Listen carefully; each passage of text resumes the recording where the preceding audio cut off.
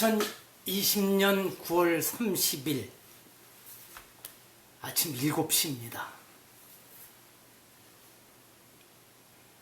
9월의 마지막 날. 오늘부터 연휴가 공식적으로 시작되는 것 같습니다. 내일이 한가위라 이번 주는 또 계속해서 닷새, 공식적으로도 닷새를 쉴 수 있고, 아마 사람들에 따라서는 이 앞으로도 휴가를 낸 분들이 있을 거고, 일주일 열흘을 쉬는 사람들도 꽤 있을 것 같습니다. 예전에는 이럴 때 휴가 쓰고 그러면 요거도 먹는데, 요즘은 휴가를 권하고, 일반 회사에서도 예전에는 간부급이 아니라 대리하도 괜히 휴가 쓰면 요거도 먹고 그랬는데, 요즘 그런 일 없죠. 오히려 그 연차 수당 주기 어려우니까 다 쓰라고 강제로 권하고 있는 상황. 이것도 다 좋게 변화가는 것이라고 저는 보려고 합니다. 요즘 계속 진짜 핫한 뉴스가 그 어업지도원 이야기인데, 어제도 제가 일기에 그랬습니다만, 이 사람이 월북 의사를 가졌을 수도 있고 아닐 수도 있고, 그것을 분명히 가리려면 아직 시간이 꽤 필요할 것 같은데, 여권에서는 어떻게든지 이 사람은 월북이라고 서둘러서 계속 그렇게 몰고 가고, 오늘 아침 뉴스도 보니까 신모하는 민주당 국회의원이 예전엔 월북하면 국군들이 쏘았는데 어쩌고 이렇게까지 얘기해요. 그래서 제가 아직 단정해서 말할 수가 없다. 월북 의사가 있었는지 아니면 진짜 실족해서 어떤 또 다른 무슨 이유로 그래서 그렇게 됐는지. 근데 월북이라고 치도, 그러면 월북을 한 사람은 그쪽에서는 귀순일 텐데, 북쪽에서는 그 사람을 총으로 쏴 죽이고 거기다가 불까지, 기름을 뿌려서 불까지 이런 건, 이건 또 뭐냐 하는 생각. 여러 가지가 겹칩니다. 근데 어쨌든 여러 가지 문제가 있습니다. 이쪽 군에 대응 문제나 새벽에 대통령 잠 깨우기 싫어서 보고가 늦었다는 문제나 여러 가지가 좀 그렇습니다. 그건 그렇고, 제가 오늘 아침부터는 추석이라는 말을 가능한 안 쓰려고 합니다. 중추절도 그렇고. 요즘 이 가을 추자가 문제가 좀 많습니다. 그 추시성 쓰는 여자가 추하게 추락하는 꼴 보면서 참 가을 추자 자체가 당분간은 좀 싫어진, 또 빠들이 많습니다만 그렇습니다. 이렇게까지 하고 오늘도 짧게 155번째 영상편지, 마음을 비우는 것이 행복의 첫걸음이다 하고 제목을 뽑았습니다만, 이거 저절로 씨가 떨어져서 난 소나무를 화분에 심어서 처음에 그럴 때 그렇게 땅에다 이만큼 묻어놓으면 잘 삽니다. 이 소재를 들여왔습니다. 허즉 지실지정, 정즉 지동지정. 허와 실이고 정과 동입니다. 비워내야, 그러니까 마음을 비워내야 지실지정, 실정이죠. 실정을 알 수 있고, 마음을 비워내야 진짜 내 상태가 어떤지부터,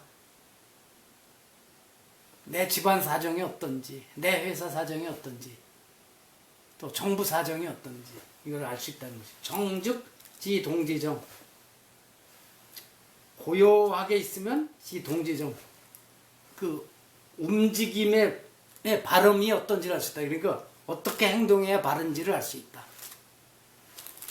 고요하게 잠시 생각을 다듬으면 어떻게 움직이는 것이 바른지를 알 수 있게 된다. 모라시데스지는 짧게 이렇게 달아놨어요. 마음이 텅 빈 상태가 되어야 남의 마음속에 있는 진정한 모습을 알 수 있고, 마음이 조용한 상태가 되어야 남의 행동을 올바르게 파악할 수 있다 그랬는데, 제 생각에는 마음이 텅 빈 상태가 되면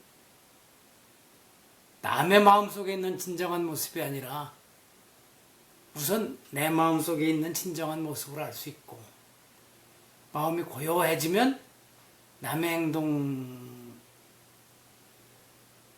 아니라 내 움직임에, 내 행동이 어떻게 해야 바른지를 알 수 있게 파악할 수 있다고 저는 봅니다. 물론 마음을 비우고 고요하게 생각을 가다두면 남의 행동에 대해서도, 남의 실정에 대해서도 알 수 있지만, 그보다 출발점은 내 마음속의 진정한 모습을 알고 내 움직임을 어떻게 해야 바른지를 알게 된다고 저는 그렇게 봤습니다. 2015년에는 이렇게 달아놨어요. 동서양의 여러 종교들이 강조하는 기도와 명상, 수행 등이 목표하는 바가 바로 이 마음을 비우고 고요하게 하는 것이 아닐까. 허해야 실을 제대로 할 수 있고, 정해야 비로소 동을 바르게 할 수 있다. 허와 실, 정과 동, 180도 다른 것이 세상을 바르게 보는 길이라는 말, 이것이 중국 사상의 바탕이 아닐까. 그런데 중국 사상뿐만이겠습니까? 불교도 깊이 들어가 보면 그런 것 같고,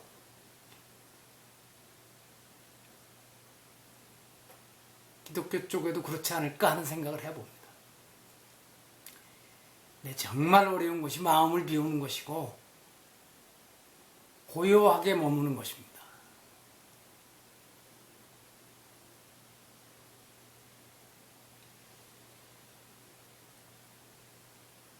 가정에서도 그렇지만 큰 조직을 대기업을 움직인다든가 작은 기업도 마찬가지입니다. 또 국가를 책임지고 있는 대통령이나 국무총리 이런 사람들이 실은 좀 비우고 바라봐야 실제의 정황을 제대로 알 수 있고,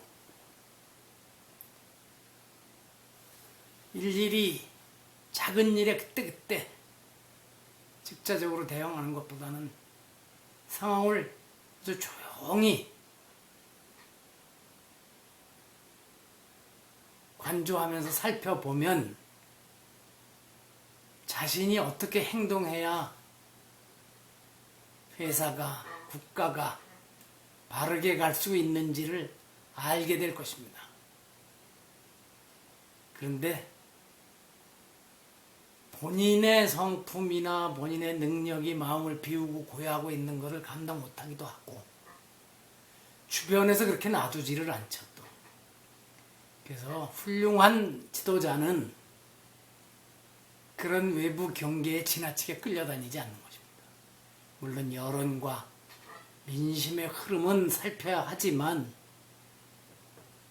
자기가 적극적으로 살피는 것이라야지 그게 끌려다니느라고. 문제는 더욱이 진짜 여론도 아니고 일부의 왜곡된 여론을 만들어내는 사람들, 요즘 턱수염 기르는 사람도 있고 이렇더라고요.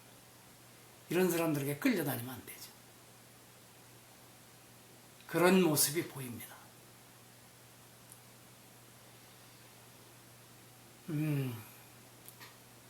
실은 어제부터는 전화기를 통화는 별로 할 생각이 없어서 추석이라 그러네요. 한가위 연휴가 끝날 때까지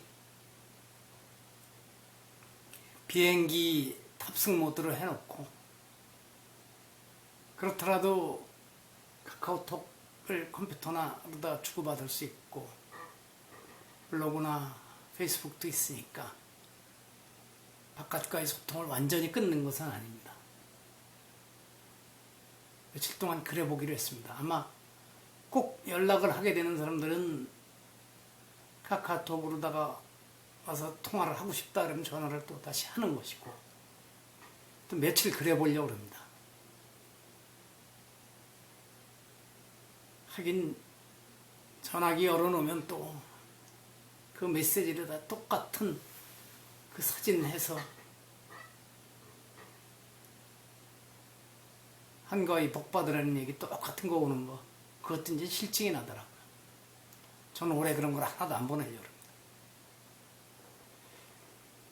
합니다.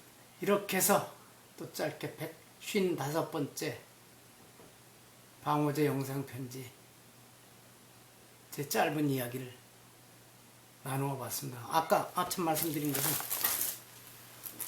허죽지 실지정 정죽지 동지정 한비자 주도편에 나옵니다.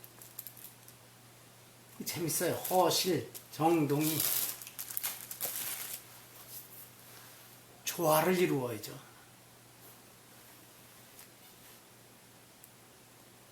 동하기만 해도 문제고 정하기만 해도 문제고 화하기만 해도 안 되고 창고를 너무 가득 채워서